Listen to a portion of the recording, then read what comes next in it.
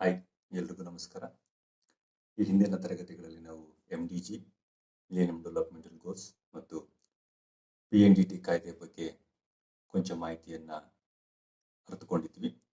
ಇವತ್ತಿನ ಈ ಸಂಚಿಕೆಯಲ್ಲಿ ನಾವು ಮತ್ತೆ ಮಹಿಳೆಯರಿಗೆ ಪೂರಕವಾಗಿರುವಂಥ ಮತ್ತೊಂದು ವಿಶಿಷ್ಟವಾಗಿರುವಂಥ ಕಾನೂನನ್ನು ಜಾರಿಗೆ ತಗೊಂಡ್ಬಂದಿದೆ.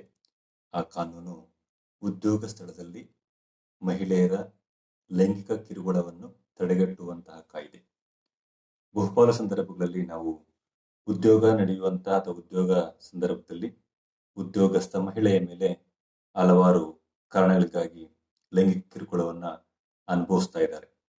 ಅಂತಹ ಒಂದು ಲೈಂಗಿಕ ಕಿರುಕುಳವನ್ನ ತಡೆಗಟ್ಟುವ ಹಿನ್ನೆಲೆಯಲ್ಲಿ ಭಾರತದ ಕೇಂದ್ರ ಸರ್ಕಾರವು 2013ನೇ ವರ್ಷದಲ್ಲಿ ಒಂದು ವಿಶಿಷ್ಟವಾದಂತಹ ಒಂದು ಕಾನೂನನ್ನ ಜಾರಿಗೆ ತಗೊಂಡ್ಬಂತು. ಆ ಕಾಯ್ದೆಯ ಪ್ರಮುಖ ವಿಚಾರಗಳನ್ನಷ್ಟೇ ಈ ಒಂದು ಸಂಚಿಕೆಯಲ್ಲಿ ನಾನು ನಿಮ್ಮೊಂದಿಗೆ ಚರ್ಚಿಸ್ತೀನಿ, ಹಂಚ್ಕೊಳ್ತೀನಿ. ಬಹುಶಃ ರಾಜಸ್ಥಾನದಲ್ಲಿ ಒಂದು ದುರ್ಘಟನೆ ನಡೆಯಲಿಲ್ಲ ಅಂತಂದ್ರೆ ಇಂತಹ ಒಂದು ಪರಿಣಾಮಕಾರಿಯಾಗಿರುವಂತಹ ಕಾಯ್ದೆ ಜಾರಿಗೆ ಬರುತ್ತೆ ಅಂತ ನಾವ್ಯಾರು ಅಂದ್ಕೊಳ್ಳಿಕ್ಕೆ ಸಾಧ್ಯನೇ ಇರಲಿಲ್ಲ. ಅದು ಒಂದು ಸಣ್ಣ ಸ್ಟೋರಿ, 1-2 ನಿಮಿಷದಲ್ಲಿ ಹೇಳಿ ಮುಗಿಸ್ಲಿಕ್ಕೆ ಪ್ರಯತ್ನ ಪಡ್ತೀನಿ. ಅದು ಸುಮಾರು 1994-95ರ ಸಂದರ್ಭದಲ್ಲಿ ಬನ್ವರಿ ದೇವಿ ಎನ್ನುವಂತಹ ಒಬ್ಬ ಸಾಮಾಜಿಕ ಕಾರ್ಯಕರ್ತೆ ರಾಜಸ್ಥಾನದ ಒಂದು ಹಳ್ಳಿಯೊಂದರಲ್ಲಿ ಬಾಲ್ಯ ವಿವಾಹ ನಡೀತಾ ಇರುವಂತಹ ಸಂದರ್ಭಕ್ಕೆ ಹೋಗಿ ಅದು ಬಾಲ್ಯ ವಿವಾಹ ಶಿಕ್ಷಾರ್ಹ ಅಪರಾಧ ಅನ್ನುವಂತ ಒಂದು ವಿಚಾರವಾಗಿ ಅಲ್ಲಿ ನೆರೆದಿರುವಂತಹ ವ್ಯಕ್ತಿಗಳಿಗೆ ಮನವರಿಕೆ ಮಾಡಲಿಕ್ಕೆ ಪ್ರಯತ್ನ ಪಡ್ತಾರೆ. ಅಂತಹ ಒಂದು ಸಂದರ್ಭಗಳಲ್ಲಿ ಆಕೆಯ ಮೇಲೆ ಅಲ್ಲಿ ನೆರೆದಿರುವಂತಹ ಗುಂಪು ಸಾಮೂಹಿಕವಾಗಿ ಅತ್ಯಾಚಾರ ಮಾಡುತ್ತೆ. ಆಕೆ ಒಬ್ಬ ಸಾಮಾಜಿಕ ಕಾರ್ಯಕರ್ತೆಯೇ ಎಂಬುದನ್ನು ಲೆಕ್ಕಿಸದೆ ಆಕೆಯ ಮೇಲೆ ನಡೆದಿರುವಂತಹ ಈ ಒಂದು ಅತ್ಯಾಚಾರ ಅದು ರಾಷ್ಟ್ರ ಮತ್ತು ರಾಜ್ಯ ಮಟ್ಟದಲ್ಲಿ ಹೆಚ್ಚಿನ ಒಂದು ಮಹತ್ವವನ್ನು ಪಡ್ಕೊಳ್ಳುತ್ತೆ. ಏಕೆ ಅಂದರೆ ಒಂದು ಸಾಮಾಜಿಕ ಪಿಡುಗನ್ನು ನಿರ್ಮೂಲನೆ ಮಾಡಲಿಕ್ಕೆ ಕೈ ಹಾಕಿದಂತ ಒಬ್ಬ ಸಾಮಾಜಿಕ ಕಾರ್ಯಕರ್ತೆಯ ಮೇಲೆ ಈ ರೀತಿಯಾಗಿರುವಂತಹ ದೈಹಿಕ ಅತ್ಯಾಚಾರ ಅಥವಾ ಲೈಂಗಿಕ ಅತ್ಯಾಚಾರ ಆಯ್ತು ಅಂತ ಗೊತ್ತಾದ್ಮೇಲೆ ಶ್ರೀ ಸಾಮಾನ್ಯರ ಗತಿ ಏನು ಅನ್ನೋದ್ರ ಬಗ್ಗೆ ಚಿಂತನೆ ಮಾಡಿ ಇದಕ್ಕೆ ಪೂರಕವಾಗಿ ಅಂತವರ ವಿರುದ್ಧ ಕಠಿಣ ಕ್ರಮ ಕೈಗೊಳ್ಳಬೇಕು ಅಂತ ವಿಶಾಖ ಗೈಡ್ಲೈನ್ಸ್ ಅನ್ನುವಂತ ಅಂಶವನ್ನ ರಾಜ್ಯ ಸರ್ಕಾರಗಳು ಅಥವಾ ಸುಪ್ರೀಂ ಕೋರ್ಟ್ ಜಾರಿಗೆ ತಗೊಂಡ್ಬರುತ್ತೆ. ಆ ಒಂದು ವಿಶಾಖ ಗೈಡ್ಲೈನ್ಸ್ ನ ಅಡಿಯಲ್ಲಿ ಭಾರತ ಸರ್ಕಾರವು ಆದಷ್ಟು ಬೇಗ ಹೆಣ್ಣು ಮಕ್ಕಳ ಅಥವಾ ಹೆಂಗಸರ ಮೇಲೆ ನಡೆಯಿರುವಂತಹ ದೌರ್ಜನ್ಯಗಳನ್ನ ತಡೆಗಟ್ಟಲಿಕ್ಕೆ ಒಂದು ಕಾನೂನನ್ನ ರೂಪಿಸಬೇಕು ಅನ್ನುವಂತ ಒಂದು ಕಟ್ಟೆಚ್ಚರವನ್ನ ಕೇಂದ್ರ ಸರ್ಕಾರಕ್ಕೆ ಸುಪ್ರೀಂ ಕೋರ್ಟ್ ಕೊಡುತ್ತೆ. ಆ ಒಂದು ಸಂದರ್ಭದಲ್ಲಿ ಈ ಮಹಿಳೆಯರ ಮೇಲೆ ಉದ್ಯೋಗ ಸ್ಥಳದಲ್ಲಿ ಆಗುವಂತಹ ಲೈಂಗಿಕ ದೌರ್ಜನ್ಯಕ್ಕೆ ವಿರುದ್ಧವಾಗಿ ಒಂದು ಕಾಯ್ದೆಯನ್ನ ಜಾರಿಗೆ ತಗೊಂಡ್ಬರ್ತಾರೆ 2013ರಲ್ಲಿ. ಅಲ್ಲಿವರೆಗೂ ಬಹುಪಾಲು ಸಂದರ್ಭಗಳಲ್ಲಿ ಮಹಿಳೆಯರ ಮೇಲೆ ಆಗ್ತಾ ಇರುವಂತಹ ಅತ್ಯಾಚಾರ, ಲೈಂಗಿಕ ದೌರ್ಜನ್ಯ ಇರ್ಬೋದು, ಕಿರುಕುಳ ಇರ್ಬೋದು, ಅವರ ಘನತೆ ಮತ್ತು ಗೌರವಕ್ಕೆ ಧಕ್ಕೆ ತರುವಂತ ಅಂಶಗಳಿರ್ಬೋದು, ಈ ಎಲ್ಲಾ ಅಂಶಗಳು ಉದ್ಯೋಗ ಸ್ಥಳದಲ್ಲಿ ನಡೆದರೂ ಕೂಡ ಅದನ್ನ ತುಂಬಾ ಸೀರಿಯಸ್ ಆಗಿ ತಗೊಳ್ತಾ ಇರಲಿಲ್ಲ. ಈ ಒಂದು ಕಾಯ್ದೆ ಜಾರಿಗೆ ಬಂದ ಮೇಲೆ ನಮ್ಮ ದೇಶದ ಮೂಲೆ ಮೂಲೆಗಳಲ್ಲಿ ನಡೆದಿರುವಂತಹ ಬಹುಪಾಲು ಪ್ರಕರಣಗಳು ಆಚೆ ಬರ್ತವೆ. ಆಚೆ ಬಂದಾಗ ಹೊಸ ಒಂದು ಅಭಿಯಾನವನ್ನು ಕೂಡ ಜಾರಿಯಾಗುತ್ತೆ. ಅದು ಮೀಟು ಅನ್ನುವಂಥ ಅಭಿಯಾನ ಶುರು ಆಗುತ್ತೆ. ನಾನು ಮೊದಲು ಕೆಲಸಕ್ಕೆ ಸೇರಿದಾಗ ಅಥವಾ ನಾನು ಯಾವುದೋ ಒಂದು ನಿರ್ದಿಷ್ಟವಾಗಿರುವಂತ ಪರಿಸ್ಥಿತಿಯಲ್ಲಿ ನಾನು ಲೈಂಗಿಕ ಕಿರುಕುಳವನ್ನು ಅನುಭವಿಸಿದ್ದೀನಿ ಅಂತ ಬಹುಪಾಲು ಜನ ಸಾಮಾಜಿಕ ಜಾಲತಾಣದಲ್ಲಿ ಒಂದು ದೊಡ್ಡ ಅಭಿಯಾನವನ್ನೇ ಕೈಗೊಳ್ತಾರೆ. ಪ್ರತಿಯೊಬ್ಬರು ಕೂಡ ಅನುಭವಿಸಿರುವಂತಹ ಅಂತ ಕಿರುಕುಳವನ್ನ ಅವರು ನೇರವಾಗಿ ಹೇಳ್ಕೊಳ್ಳಿಕ್ಕೆ ಒಂದು ವೇದಿಕೆಯನ್ನು ಸೃಷ್ಟಿ ಮಾಡಿಕೊಡ್ತಾರೆ. ಇದು ಕಾಯ್ದೆ ಬಂದ ನಂತರ ಮಹಿಳೆಯರ ಪ್ರತಿಕ್ರಿಯೆ ಆಗಿತ್ತು. ಈಗ ಕಾಯ್ದೆ ಆದ ಮೇಲೆ ಏನೆಲ್ಲ ಸಮಸ್ಯೆಗಳು ಉದ್ಭವ ಆಗಿತ್ತು ಮತ್ತು ಆ ಕಾಯ್ದೆಯಲ್ಲಿರುವಂತಹ ಪ್ರಮುಖ ಅಂಶಗಳು ಏನು ಅನ್ನೋದ್ರ ಬಗ್ಗೆ ನೋಡುವ. ಮೊದಲನೇದಾಗಿ ಈ ಕಾಯ್ದೆ ಯಾವ ಅಂಶಕ್ಕೆ ಸಂಬಂಧಪಟ್ಟಿದೆ ಅಂದ್ರೆ, ಈ ಒಂದು ಕಾಯ್ದೆಯ ಶಿರೋನಾಮೆ ಹೀಗಿದೆ, ತುಂಬಾ ಕ್ಲಿಯರ್ ಆಗಿ ಹೇಳ್ಕೊಳ್ತಾರೆ: the sexual harassment of women at work place, prevention, prohibition and redressal act, which means the sexual harassment of women at workplace, prevention, prohibition and redressal act 2013. ಅರ್ಥಾತ್ ಅದರ ಅರ್ಥ ಇಷ್ಟು ತುಂಬಾ ಕ್ಲಿಯರ್ ಆಗಿದೆ. ಉದ್ಯೋಗ ಸ್ಥಳದಲ್ಲಿ ಮಹಿಳೆಯರ ಲೈಂಗಿಕ ಕಿರುಕುಳ ತಡೆಗಟ್ಟುವ ನಿಷೇಧ ಮತ್ತು ಪರಿಹಾರ ಕಾಯ್ದೆ 2013 ಅಂತ ಕರೀತಾರೆ. ಅಂದ್ರೆ ಉದ್ಯೋಗ ಸ್ಥಳದಲ್ಲಿ ಮಹಿಳೆಯರ ಮೇಲೆ ಜರುಗುವಂತಹ ಅಥವಾ ನಡೆಯುವಂತಹ ಲೈಂಗಿಕ ಕಿರುಕುಳ ಬ್ರಾಕೆಟ್ ಅಲ್ಲಿ ತಡೆಗಟ್ಟುವುದು, ನಿಷೇಧ ಮಾಡುವುದು ಮತ್ತು ಪರಿಹಾರ ಸೂಚಿಸುವಂತಹ ಒಂದು ಕಾಯ್ದೆಯನ್ನ 2013ರಲ್ಲಿ ಕೇಂದ್ರ ಸರ್ಕಾರ ಜಾರಿಗೆ ತಗೊಂಡ್ಬರುತ್ತೆ. ಅಂದ್ರೆ ಅಲ್ಲಿವರೆಗೂ ಈ ರೀತಿಯಾಗಿರುವಂತ ಯಾವುದೇ ಕಿರುಕುಳ ಬಂದಾಗ ಕೆಲವೊಂದಷ್ಟೇ ಆಚೆ ಬರ್ತಾ ಇದ್ವು, ಕೆಲವೊಂದು ಬಹುಪಾಲು ಆಚೆ ಬರ್ತಾನೆ ಇರಲಿಲ್ಲ. ಯಾವ್ದಾದ್ರು ವೇದಿಕೆ ಸಿಕ್ಕಾಗ ಅದ್ ಮೆಲ್ಕಾಕೊಳ್ತಾ ಇದ್ರೆ ಹೊರತುನು ಅದನ್ನ ಸಮರ್ಥವಾಗಿ ತಮ್ಮ ಹಕ್ಕುಗಳನ್ನ ಚಲಾಯಿಸಿ ಮಹಿಳೆಯರು ಅದಕ್ಕೆ ನ್ಯಾಯ ಪಡೆಯುವಂತ ಒಂದು ವೇದಿಕೆ ಸೃಷ್ಟಿಯಾಗಿರ್ಲಿಲ್ಲ. ಈ ಕಾಯ್ದೆ ಬಂದ ನಂತರ ಹಲವು ವ್ಯಕ್ತಿಗಳು ತಮಗಾಗುವಂತ ಅನುಭವಗಳ ಬಗ್ಗೆ, ತಮಗಾಗುವಂತ ಲೈಂಗಿಕ ಕಿರುಕುಳದ ಬಗ್ಗೆ ಎಚ್ಚೆತ್ಕೊಳ್ತಾರೆ. ಒಂದು ಅಂಶ ಇಲ್ಲಿ ಮಹಿಳೆಯರ ಮೇಲೆ ನಡೆಯುವಂತಹ ಲೈಂಗಿಕ ದೌರ್ಜನ್ಯ ಅಥವಾ ಕಿರುಕುಳಕ್ಕೆ ಸಂಬಂಧಪಟ್ಟಿರುವಂತಹ ಕಾಯ್ದೆಯಾಗಿದ್ರು ಕೂಡ ಈ ಒಂದು ಕಾಯ್ದೆಯಲ್ಲಿ ಕೇವಲ ಮಹಿಳೆಯರನ್ನ ಮಾತ್ರ ಪ್ರೊಟೆಕ್ಷನ್ ಮಾಡುವಂತ ಅಥವಾ ಮಹಿಳೆಯರನ್ನ ಮಾತ್ರ ಸಂರಕ್ಷಣೆ ಮಾಡುವಂತ ಅಂಶಗಳು ಮಾತ್ರ ಇಲ್ಲ, ಯಾವುದೋ ಒಂದು ದುರುದ್ದೇಶಕ್ಕಾಗಿ ಸುಳ್ಳು ಆರೋಪಗಳನ್ನು ಮಾಡೋದ್ರ ಬಗ್ಗೆನೂ ಕೂಡ ಫೋಕಸ್ ಮಾಡ್ತಾರೆ. ಅದಕ್ಕಾಗಿನೇ ಆರೋಪ ಮಾಡಿದ ತಕ್ಷಣ ಈ ಒಂದು ಕಾಯ್ದೆಯಲ್ಲಿ ಶಿಕ್ಷೆ ಕೊಡ್ಲಿಕ್ಕೆ ಸಾಧ್ಯತೆ ಇಲ್ಲ. ಅದಕ್ಕೆ ಆಗಿರುವಂತಹ ಸೂಕ್ತ ತನಿಖೆಗಳನ್ನ ಕೈಗೊಳ್ತಾರೆ. ಅದಕ್ಕೆ ಆಗಿರುವಂತಹ ಇಂಟರ್ನಲ್ ಕಂಪ್ಲೇಂಟ್ ಕಮಿಟಿ ಬರುತ್ತೆ, ಅದಾದ್ಮೇಲೆ ಲೋಕಲ್ ಕಂಪ್ಲೇಂಟ್ ಕಮಿಟಿ ಬರುತ್ತೆ. ಆ ಎರಡು ಕಮಿಟಿ ಡಿಸ್ಕಸ್ ಮಾಡಿ ತದನಂತರ ಅದನ್ನ ತೀರ್ಪು ಕೊಡುವಂತ ಒಂದು ರೀಅಡ್ರೆಸ್ ಮೆಕಾನಿಸಮ್ ಇದೆ. ಇಲ್ಲಿ ಒಂದು ತಂತ್ರವನ್ನು ಉಪಯೋಗಿಸಿದ್ದಾರೆ. ನೀವು ಆರೋಪ ಮಾಡಿದ ತಕ್ಷಣ ಅದು ಸತ್ಯ ಅಂತ ಪ್ರೂವ್ ಮಾಡ್ಲಿಕ್ಕೆ ಸಾಧ್ಯತೆ ಇಲ್ಲ. ಈ ಎಲ್ಲ ಅಂಶ ತಗೊಂಡ್ರೆ ಹೀಗೆ ಈ ಕಾಯ್ದೆಯಲ್ಲಿ ಒಂದು ನಿರ್ದಿಷ್ಟವಾಗಿ ಒಂದು ಮೆಕ್ಯಾನಿಸಮ್ ನ ಕ್ರಿಯೇಟ್ ಮಾಡಿದ್ದಾರೆ. ಆ ಮೆಕ್ಯಾನಿಸಮ್ ಏನ್ ಹೇಳುತ್ತೆ ಅಂತಂದ್ರೆ, ನೀವು ನಿಮ್ಗೆ ಆಗಿರುವಂತಹ ದೌರ್ಜನ್ಯದ ವಿರುದ್ಧ ನೀವು ಕಂಪ್ಲೇಂಟ್ ಕೊಟ್ಟರು ಕೂಡ ಕನ್ಸರ್ನ್ಡ್ ಕಂಪ್ಲೇಂಟ್ ಕಮಿಟಿಗೆ ಅಲ್ಲಿ ತುಂಬಾ ಕ್ಲಿಯರ್ ಕಟ್ ಆಗಿ ತನಿಖೆ ಕೈಗೊಳ್ತಾರೆ. ತನಿಖೆ ಕೈಗೊಂಡ ನಂತರ ಅದು ಪೂರ್ವಾಪರಗಳ ಆಲೋಚನೆ ಮಾಡಿ ಒಂದು ನಿರ್ದಿಷ್ಟವಾಗಿರುವಂತಹ ತೀರ್ಪನ್ನ ಆ ಇಂಟರ್ನಲ್ ಕಮಿಟಿ ಕೊಡ್ತಾರೆ. ಆ ಇಂಟರ್ನಲ್ ಕಮಿಟಿ ಇರ್ಬೋದು ಅಥವಾ ಲೋಕಲ್ ಕಂಪ್ಲೇಂಟ್ ಕಮಿಟಿ ಮೂಲಕ DC ಅವರಲ್ಲಿ ಚರ್ಚೆ ಆಗೋದಿರ್ಬೋದು. ಈ ಎರಡರಲ್ಲೂ ಕೂಡ ಆರೋಪಿಸಲ್ಪಟ್ಟಂತ ವ್ಯಕ್ತಿ ಮತ್ತು ಸಂತ್ರಸ್ತ ಮಹಿಳೆ ಇಬ್ಬರ ಒಂದು ಅಂಶಗಳಂದ್ರೆ ಅವರಿಬ್ಬರ ಹೇಳಿಕೆಗಳನ್ನ ಕ್ರೋಢೀಕರಿಸಿ ಒಂದು ತೀರ್ಪಿಗೆ ತಗೊಂಡ್ಬರ್ತಾರೆ. ಒಂದು ವೇಳೆ ಈ ತೀರ್ಪು ಇಬ್ಬರಲ್ಲಿ ಯಾರಾದ್ರೂ ಒಬ್ಬರಿಗೆ ಇಷ್ಟ ಆಗ್ಲಿಲ್ಲ ಅಥವಾ ಕೊಡುವಂತ ತೀರ್ಪು ಒಬ್ಬರ ವಿರುದ್ಧವಾಗಿದೆ, ದೋಷಪೂರಿತವಾಗಿದೆ ಯಾರಿಗಾದ್ರು ಒಬ್ಬರಿಗೆ ಅನ್ಸಿದ್ರೆ ನೀವೇನ್ ಮಾಡ್ಬೋದು ಹಾಗಂದ್ರೆ ನ್ಯಾಯಾಲಯದ ಮೊರೆಗೆ ಹೋಗ್ಲಿಕ್ಕೆ ಅವಕಾಶವನ್ನ ಕಲ್ಪಿಸಿಕೊಟ್ಟಿದ್ದಾರೆ. ಸೊ ಫಸ್ಟ್ ಯಾವುದೇ ಸಮಸ್ಯೆ ಎದುರಾದಾಗ ಅದನ್ನ ಆಂತರಿಕವಾಗಿರುವಂತ ಸಮಿತಿಗಳಲ್ಲಿ ಸಮಸ್ಯೆಯನ್ನ ಬಗೆಹರಿಸಲಿಕ್ಕೆ ಪ್ರಯತ್ನ ಪಡ್ತಾರೆ.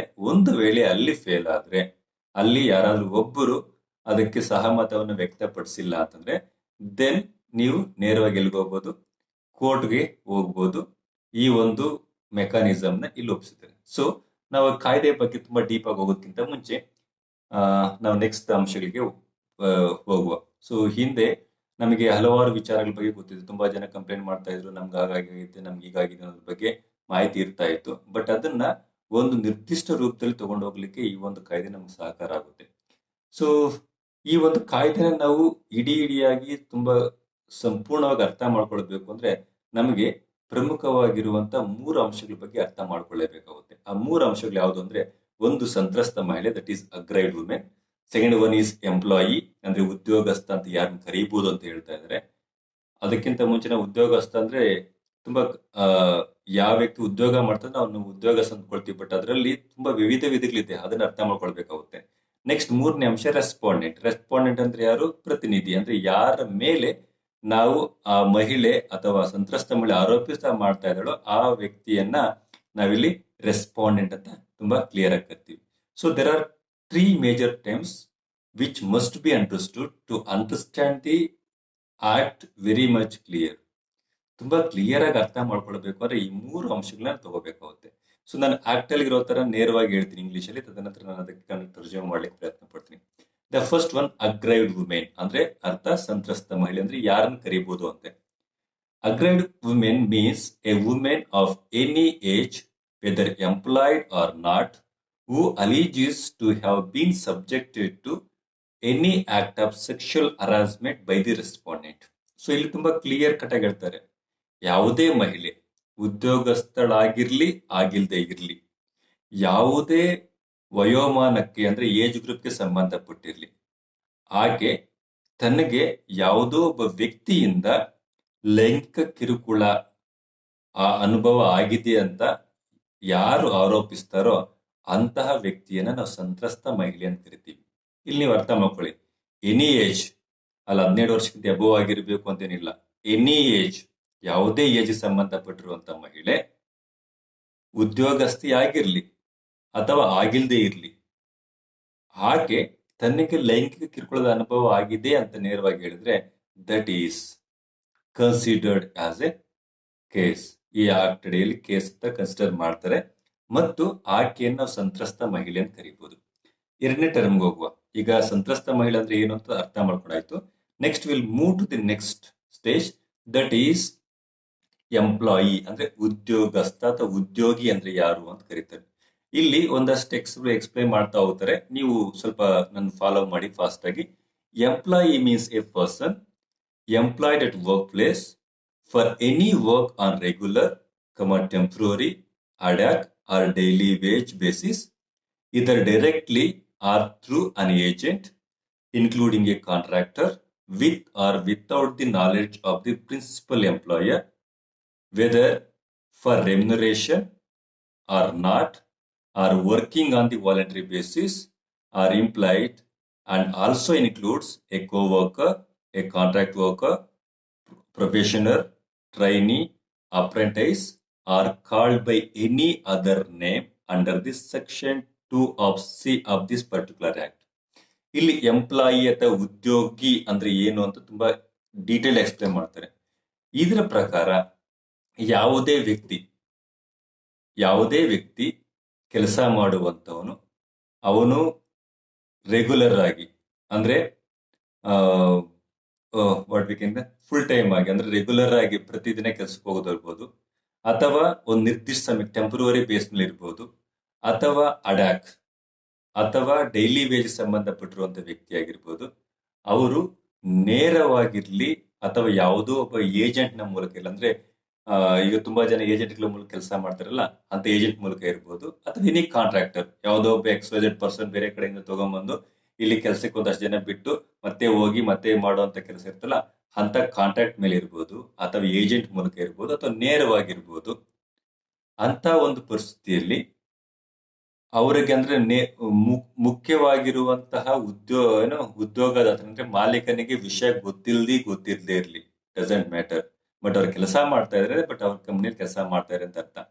ಇಂಥ ವ್ಯಕ್ತಿಗಳು ಯಾವುದೋ ಒಂದು ಹಣಕಾಸಿಗಾಗಿರ್ಬೋದು, ಸಂಬಳಕ್ಕಾಗಿರ್ಬೋದು, ಅಥವಾ ಗೌರವಧನಕ್ಕಾಗಿರ್ಬೋದು, ಅಥವಾ ಸ್ವಇಚ್ಛೆಯಿಂದ ವಾಲಂಟರಿ ಬೇಸ್ ಮೇಲೆ ಕೆಲಸ ಮಾಡ್ತಾ ಇರ್ಬೋದು, ಅಥವಾ ಅವರು ಕಾಂಟ್ರಾಕ್ಟ್ ವರ್ಕರ್ಸ್ ಆಗಿರ್ಬೋದು, ಅಥವಾ ಪ್ರೊಬೇಷನ್ಗೆ ನಿರ್ದಿಷ್ಟ ಸಮಯಕ್ಕೆ ಮಾತ್ರ ಕೆಲಸ ಮಾಡ್ಲಿಕ್ಕೆ ಬಂದಿರ್ಬೋದು, ಅಥವಾ ಆ ಸಂಸ್ಥೆಯಲ್ಲಿ ತರಬೇತಿ ಪಡೆಯಲಿಕ್ಕೆ ಟ್ರೈನಿಯಾಗಿ ಹೋಗಿರ್ಬೋದು, ಅಥವಾ ಅಪ್ರೆಂಟೈಸ್ ಆಗಿ ಹೋಗಿರ್ಬೋದು. ಹೀಗೆ ಯಾವುದೇ ಹೆಸರಿಂದ ಕರೆಯಲ್ಪಡುವಂತ ಉದ್ಯೋಗದಲ್ಲಿ ಇದ್ರೆ ಆ ಎಲ್ಲಾ ವ್ಯಕ್ತಿಗಳನ್ನ ನಾವಿಲ್ಲಿ ಏನ್ ಕರಿತೀವಿ, ಉದ್ಯೋಗಿಗಳು ಅಂತ ಕರಿತೀವಿ. ಇಲ್ಲಿ ಅರ್ಥ ಮಾಡ್ಕೊಳ್ಳಿ, ಅವ್ರು ರೆಗ್ಯುಲರ್ ಆಗಿರ್ಲಿ, ಹಡಾಕ್ ಆಗಿರ್ಲಿ, ಕಾಂಟ್ರಾಕ್ಟ್ ಬೇಸ್ ಮೇಲೆ ಇರ್ಲಿ, ಅಥವಾ ಟೆಂಪ್ರವರಿ ಕೆಲಸ ಮಾಡ್ತಾ ಇರ್ಲಿ, ಅವ್ರು ನೇರವಾಗಿ ಕಂಪ್ನಿಗೆ ಬಂದು ಅಪಾಯಿಂಟ್ ಆಗಿರ್ಲಿ, ಅಥವಾ ಬೇರೆಯವರ ಮೂಲಕ ಬಂದು ಅಂದ್ರೆ ಬೇರೆ ಏಜೆಂಟ್ ಮೂಲಕ ಬಂದು ಇಲ್ಲಿ ಸಣ್ಣ ಪುಟ್ಟ ಕೆಲಸ ನಿರ್ವಹಿಸ್ತಾ ಇರ್ಲಿ, ಅಥವಾ ಯಾವುದೋ ಒಬ್ಬ ಏಜೆಂಟ್ ತಗೊಂಡ್ಬಂದು ಅವ್ರನ್ನ ಕೆಲ್ಸಕ್ಕೆ ಇಟ್ಟಿರ್ಲಿ,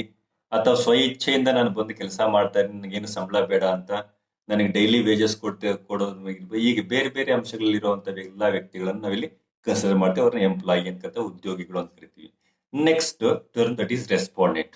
ರೆಸ್ಪಾಂಡೆಂಟ್ ಅಂದ್ರೆ ಏನು ಅಂತಂದ್ರೆ, ಮಹಿಳೆ ಯಾರ ಮೇಲೆ ಆರೋಪ ಮಾಡ್ತಾ ಇದ್ದಾಳೋ, ಅಂದ್ರೆ ಇಂತಹ ವ್ಯಕ್ತಿಯಿಂದ ನನಗೆ ಲೈಂಗಿಕ ಕಿರುಕುಳ ಆಗಿದೆ ಅಂತ ಆರೋಪ ಮಾಡ್ತಾಳೋ ಅಂತ ವ್ಯಕ್ತಿಯನ್ನ ರೆಸ್ಪಾಂಡೆಂಟ್ ಅಥವಾ ಪ್ರತಿವಾದಿ ಅಂತ ಕರೀತಾರೆ. It's very clear. Respondent means a person against whom the aggrieved woman has made a complaint.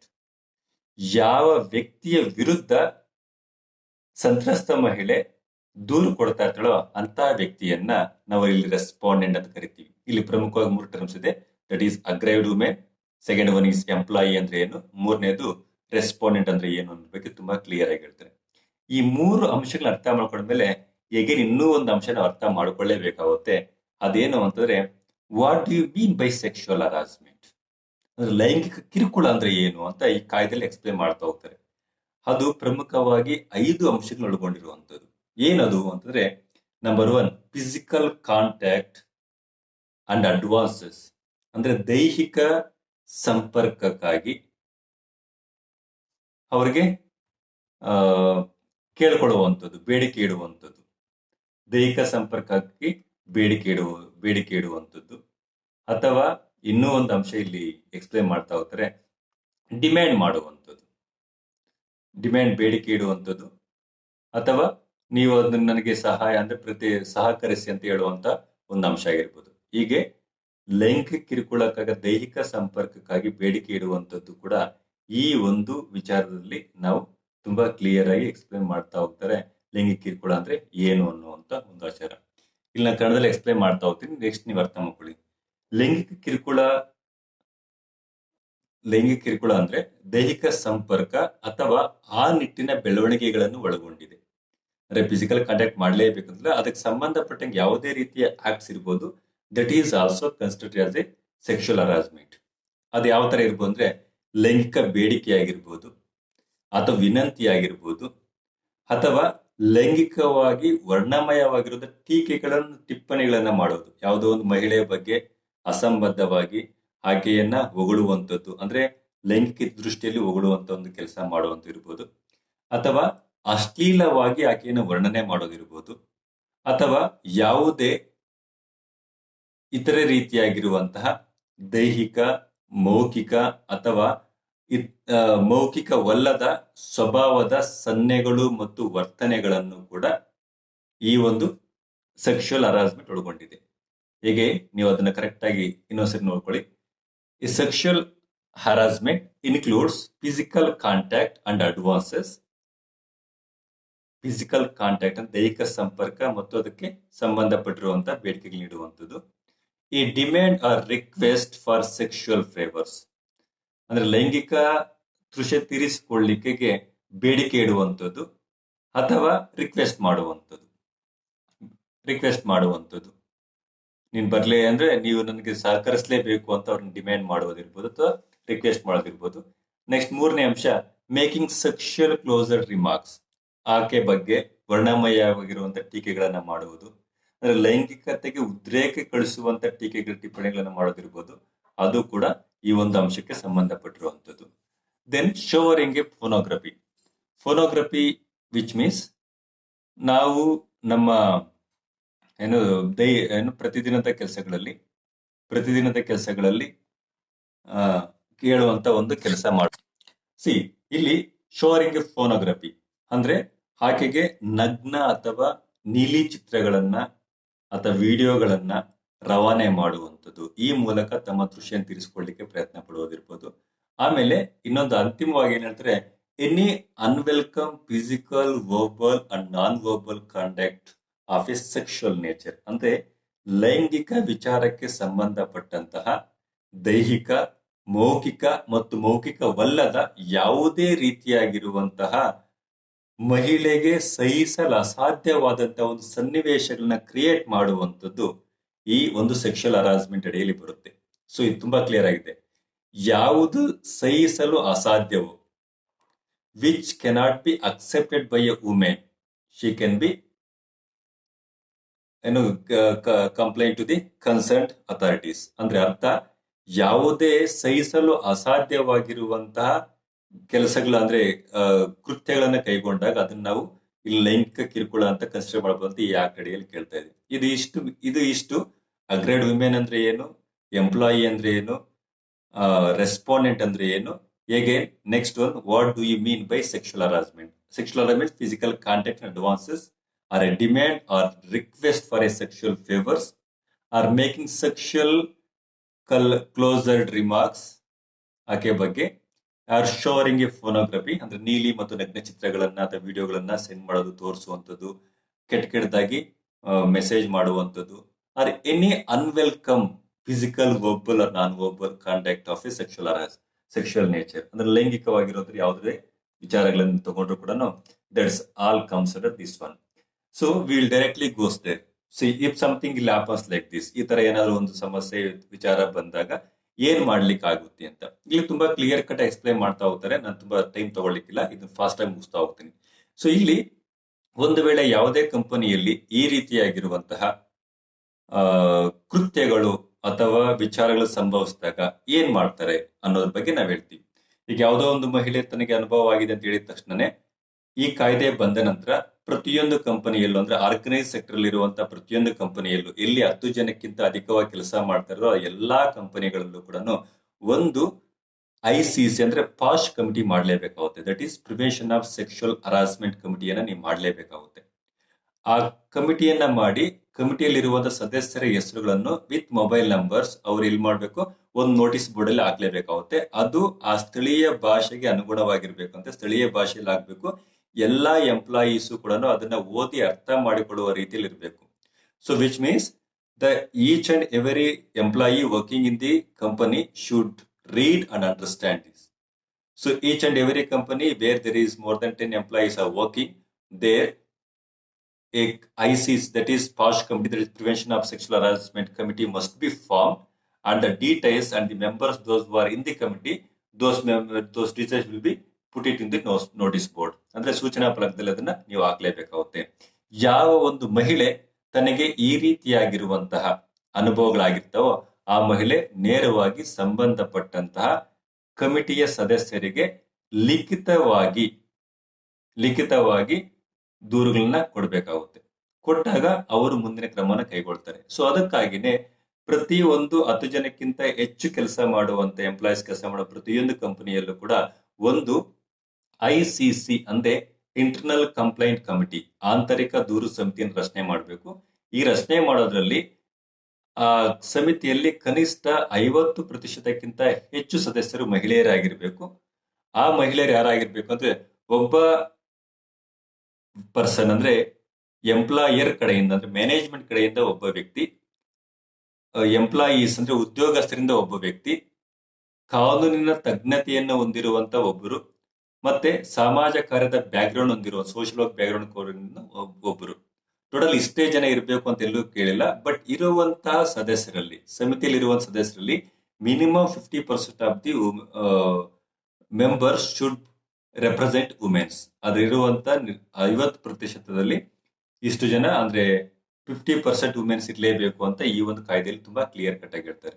So ಹಾಗಿತ್ತು ಅಂದ್ರೆ ಈ ಒಂದು ಕಾಯ್ದೆಗೆ ಯಾವ್ದಾದ್ರು ಕೇಸ್ನ ಬಂದಾಗ ಏನ್ ಡೀಲ್ ಮಾಡ್ತಾರೆ ಅಂದ್ರೆ, ಯಾವುದೇ ಇನ್ಸಿಡೆಂಟ್ ಆದ್ಮೇಲೆ ಎಷ್ಟೋ ದಿನಕ್ಕೆ ಮಾಡೋ ಆಗಿಲ್ಲ, ಬಿಫೋರ್ 3 months, ಅಂದ್ರೆ ಇನ್ಸಿಡೆಂಟ್ ಆದ 3 ತಿಂಗಳ ಒಳಗಡೆಗೆ ನನಗೆ ಈ ತರ ಇನ್ಸಿಡೆಂಟ್ ಆಗಿದೆ ಅಂತ ಕಮಿಟಿ ಮುಂದೆ ತಗೊಂಡ್ಬರ್ಬೇಕಾಗುತ್ತೆ. ಅಂದ್ರೆ ಕಮಿಟಿ ಮುಂದೆ ಮಾಹಿತಿ ಅಂದ್ರೆ ಕೊಡ್ಬೇಕಾಗುತ್ತೆ. ಹಾಗೆ ಕೊಡ್ಬೇಕಾದ್ರೆ ಅವರು ಲಿಖಿತ ರೂಪದಲ್ಲಿ ತನಗೆ ಯಾವ ವ್ಯಕ್ತಿಯಿಂದ ಯಾವ ಸಮಯದಲ್ಲಿ ಯಾವ ರೀತಿಯ ಲೈಂಗಿಕ ಕಿರುಕುಳ ಆಗಿದೆ ಅನ್ನೋದ್ರ ಬಗ್ಗೆ ತುಂಬಾ ಕ್ಲಿಯರ್ ಎಕ್ಸ್ಪ್ಲೈನ್ ಮಾಡಿಕೊಂಡು ಒಂದು ಬರವಣಿಗೆಯ ಮೂಲಕ ಸಂಬಂಧಪಟ್ಟ ಸಮಿತಿಯ ಸದಸ್ಯರಿಗೆ ರವಾನೆ ಮಾಡಬೇಕಾಗುತ್ತೆ. ಅವರು ರವಾನೆ ಮಾಡಿದ್ಮೇಲೆ ವಿತಿನ್ 15 days ಒಳಗಡೆನೆ ಯಾವ ವ್ಯಕ್ತಿ ಮೇಲೆ ಆರೋಪ ಮಾಡಿರ್ತಾರೋ ಆ ವ್ಯಕ್ತಿಯಿಂದ ಎಕ್ಸ್ಪ್ಲನೇಷನ್ ಕೇಳ್ಕೊಂಡ್ ಬರ್ತಾರೆ. ಅಂದ್ರೆ ಅವರಿಂದ ಉತ್ತರವನ್ನ ನಿರೀಕ್ಷೆ ಮಾಡ್ತಾರೆ. ತದನಂತರ ಇದು ಇನ್ವೆಸ್ಟಿಗೇಷನ್ ಶುರು ಆಗುತ್ತೆ. ಸೊ ಇದು ಪ್ರಮುಖವಾಗಿರುವಂತದ್ದು. ಒಂದು ವೇಳೆ ಮಹಿಳೆ ಏನಾದ್ರೂ ಮಾಡ್ಲಿಕ್ಕೆ, ಅಂದ್ರೆ ಕಂಪ್ಲೇಂಟ್ ಮಾಡ್ಲಿಕ್ಕೆ ಆಗಿರೋದು ಇನ್ಯಾರು ಕೊಡ್ಬೋದು ಅಂದ್ರೆ, ಮಹಿಳೆ ಗಾರ್ಡಿಯನ್ಸ್ ಕೊಡ್ಬೋದು, ಅಂದ್ರೆ ಮಹಿಳೆಯನ್ನು ಸಾಕ್ತಾ ಇರುವಂತವ್ರು ಕೊಡ್ಬೋದು, ಮಹಿಳೆಯ ಸಂಬಂಧಿಕರು ಇರ್ಬೋದು, ಮಹಿಳೆಯನ್ನ ಮಾನಸಿಕ ಅಥವಾ ಮಾನಸಿಕ ಸಮಸ್ಯೆಗಳಾಗಿದ್ರೆ ಮಹಿಳೆಯನ್ನ ಟ್ರೀಟ್ ಮಾಡ್ತಾ ಇದ್ದ ಸೈಕಾಲಜಿಸ್ಟ್ ಇರ್ಬೋದು, ಸೈಕಿಯಾಟ್ರಿಸ್ಟ್ ಇರ್ಬೋದು, ಇವರು ಆಕೆಯ ಪರವಾಗಿ ಕಂಪ್ಲೇಂಟ್ ಅನ್ನ ಕೊಡಬಹುದು. ಅಥವಾ ಆಕೆಯ ಕೋವರ್ಕರ್ ಯಾರಾದ್ರೂ ತುಂಬಾ ಕ್ಲೋಸ್ ಆಗಿರುವಂತರು ಆ ಒಂದು ಘಟನೆ ಬಗ್ಗೆ ನೋಡಿದ್ರೆ ಅದ್ರ ಕೊಡ್ಲಿಕ್ಕೆ ಸಾಧ್ಯತೆ ಇದೆ.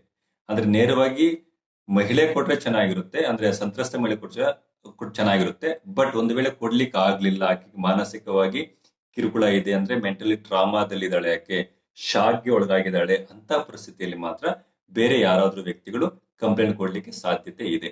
ಆ ಒಂದು ಅವಕಾಶ ಕೂಡ ಸಮಿತಿ ಕಲ್ಪಿಸಿಕೊಟ್ಟಿದ್ದಾರೆ. ಈಗ ಮತ್ತೆ ನಿಮಗೆ ಡೌಟ್ ಬರ್ಬೋದು, ಸರ್ ಈಗ ಇದ್ರಲ್ಲೇನೋ ಓಕೆ, ಆರ್ಗನೈಸ್ ಸೆಕ್ಟರ್ ಇರುವಂತ ಕಂಪ್ನೀಸ್ ಅಲ್ಲಿ ಹೋಗಿ, what about other unorganised sectors ಅಂತ.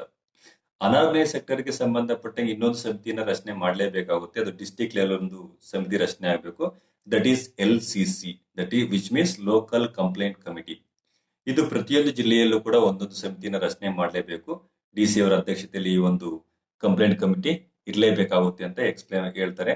ಯಾವುದೇ ಮಹಿಳೆ ಅನಾರ್ಗನೈಸ್ಡ್ ಸೆಕ್ಟರ್ ಅಲ್ಲಿ ಕೆಲಸ ಅಂದ್ರೆ ಅಸಂಘಟಿತ ವಲಯದಲ್ಲಿ ಕೆಲಸ ಮಾಡುವಂತ ಕಾರ್ಮಿಕರು, ಇದರ್ it may be agriculture sector ಆಗಿರ್ಬೋದು ಅಥವಾ ಯಾವುದೇ ರಿಲೇಟೆಡ್ ಸೆಕ್ಟರ್ ಅಲ್ಲಿ ಆಗಿರ್ಬೋದು, ಎಲ್ಲಿ 10 ಜನಕ್ಕೆ ಅಂದ್ರೆ ಯಾವ್ದೋ ಅಂಗಡಿಯಲ್ಲಿ ಕೆಲಸ ಮಾಡ್ತಾರಂತ ವ್ಯಕ್ತಿ ಇರ್ಬೋದು, ಬರೀ 3-4 ಜನ ಇರುವಂತಹ ವ್ಯಕ್ತಿಗಳಿರ್ಬೋದು, ಹೋಟೆಲ್ಸ್ ಉದ್ಯಮದಲ್ಲಿ ಇರ್ಬೋದು, ಈಗ ಯಾವುದೇ ಉದ್ಯಮದಲ್ಲಿ ಕೆಲಸ ಮಾಡುವಂತ ವ್ಯಕ್ತಿಗಳಿಗೆ ಲೈಂಗಿಕ ಕಿರುಕುಳಕ್ಕೆ ತುತ್ತಾಗಿರುವಂತಹ ಮಹಿಳೆ ನೇರವಾಗಿ ಬಂದು ಇಂತಹ ಒಂದು ಸಮಿತಿಯ ಮುಂದೆ ತಮಗಾಗಿರುವಂತ ಅವಮಾನವನ್ನ ಅಥವಾ ತಮಗಾಗಿರುವಂತಹ ಅನ್ಯಾಯದ ವಿರುದ್ಧ ಧ್ವನಿ ಎತ್ತಲಿಕ್ಕೆ ಸಾಧ್ಯತೆ ಇದೆ. ಒಂದು ವೇಳೆ ಆಗ ಮಾಡ್ಲಿಕ್ಕೆ ಸಾಧ್ಯತೆ ಇಲ್ಲ ಅಂತಂದಾಗ ನೇರವಾಗಿ ನೀವು ಸಂಬಂಧಪಟ್ಟ ನಿಯರ್ ಬೈ ಪೊಲೀಸ್ ಸ್ಟೇಷನ್ಗೆ ಹೋಗ್ಬಿಟ್ಟು ಅಲ್ಲಿ ಕಂಪ್ಲೇಂಟ್ ಕೊಡ್ಲಿಕ್ಕೆ ಒಂದು ಅವಕಾಶವನ್ನ ಈ ಒಂದು ಕಾಯ್ದೆಯಲ್ಲಿ ಕಲ್ಪಿಸಿಕೊಟ್ಟಿದ್ದಾರೆ. ಈ ಇಷ್ಟೆಲ್ಲ ಅಂಶಗಳು ಏನ್ ಮಾಡ್ತಾ ಇದೆ ಅಂದ್ರೆ, ಒಂದು ಈ ರೀತಿಯಾಗಿರುವಂತ ದೌರ್ಜನ್ಯಗಳನ್ನ ತಡೆಯುವಂಥದ್ದು, ಎರಡನೇದು ಅದನ್ನ ಸಂಪೂರ್ಣವಾಗಿ ನಿರ್ಮೂಲನೆ ಮಾಡುವಂಥದ್ದು, ಮೂರನೇದು ಒಂದ್ ವೇಳೆ ಸಂಭವಿಸ್ಬಿಟ್ರೆ ಅದನ್ನ ರೀಅಡ್ರೆಸ್ ಅಂದ್ರೆ ಪರಿಹಾರ ಮಾಡ್ಲಿಕ್ಕೆ ಒಂದು ಉತ್ತಮವಾಗಿರುವಂತ ಒಂದು ವಿಚಾರನ ಕೊಡ್ಬೇಕಾಗುತ್ತೆ. ಹಾಗಿತ್ತು ಅಂದ್ರೆ ಈಗ ICCಗೆ ನೀವು ಕಂಪ್ಲೇಂಟ್ ಕೊಡಬೇಕು ಅಂದ್ರೆ ಹೇಗೆಲ್ಲ ಕೊಡಬೇಕು ಅಂದ್ರೆ, ನಿಮ್ಗೆ ಆಗಿರುವಂತ ಅನ್ಯಾಯಗಳನ್ನ ಸಂಪೂರ್ಣವಾಗಿ ಸ್ಫುಟವಾಗಿ ಬರೆದು ಕನಿಷ್ಠ ಪಕ್ಷ 6 ಪ್ರತಿಗಳನ್ನ ಆ ಕಂಪ್ಲೇಂಟ್ಗೆ ಕೊಡಬೇಕಾಗುತ್ತೆ. ಆ ಕಂಪ್ಲೇಂಟ್ ಕೊಟ್ಟ ಮೇಲೆ ಅವ್ರು ಇಂಟರ್ನಲ್ ಆಗಿ ಚರ್ಚೆ ಮಾಡಿ ಆ ಸತ್ಯಾಸತ್ಯತೆಗಳನ್ನ ಪರಿಶೀಲನೆ ಮಾಡಿ ತದನಂತರ ಏನ್ ಮಾಡ್ತಾರೆ ಅಂದ್ರೆ ಒಂದು ತೀರ್ಪನ್ನ ಕೊಡ್ತಾರೆ. ಅಂದ್ರೆ ಈ ಒಂದು ಆರೋಪ ಮಾಡಿದ ತಕ್ಷಣನೇ ಮಹಿಳೆಯದು ಸರಿ ಅಂತ ಹೇಳಲ್ಲ, ಮಹಿಳೆಯಿಂದ ಎಕ್ಸ್ಪ್ಲೇಷನ್ ತಗೊಳ್ತಾರೆ, ತದನಂತರ ರೆಸ್ಪಾಂಡೆಂಟ್ ಇಂದ ಎಕ್ಸ್ಪ್ಲೇಷನ್ ತಗೊಳ್ತಾರೆ, ಅವರಿಂದ ಏನು ಅವ್ರ ವಿಚಾರಗಳೇನು ತಗೊಳ್ತಾರೆ, ತದನಂತರ ನೇರವಾಗಿ ಹೋಗುವಂತ ಎಲ್ಲಿಗೆ ಅಂದ್ರೆ ಫೈನಲ್ ಆಗಿ they will give A what we can say result, ಅಂದ್ರೆ ಒಂದು ಡಿಸಿಷನ್ ತಗೊಳ್ತಾರೆ. ಆ ಡಿಸಿಷನ್ ಹೇಗಿರುತ್ತೆ ಅಂತಂದ್ರೆ ಅದು ಎಲ್ರಿಗೂ ಕೂಡ ಸೀಮಿತವ, ಅಂದ್ರೆ ಆ ಒಂದು ಸತ್ಯಾಸತ್ಯ ಪರಿಶೀಲನೆ ಮಾಡಿ ಒಂದು ತೀರ್ಪನ್ನ ಕೊಡ್ತಾರೆ.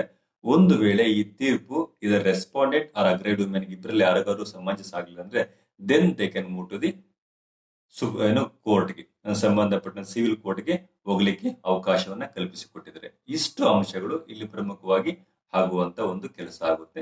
ಹೆಚ್ಚಿನ ಒಂದು ಮಾಹಿತಿಗಾಗಿ ನೀವು ಮತ್ತೆ ಈ ಕಾಯ್ದೆಯನ್ನ ಸಂಪೂರ್ಣವಾಗಿ ಪ್ರತಿ ಸೆಕ್ಷನ್ ಓದಿದ್ರೆ ನಿಮಗೆ ಮತ್ತಷ್ಟು ಅರ್ಥ ಆಗುತ್ತೆ.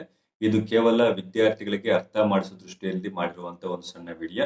If any mistakes are there you can just write to me. ಏನೇ ಸಮಸ್ಯೆಗಳಿಗೂ ಕೂಡ ನೇರವಾಗಿ ಮಾಡಿಬಹುದು.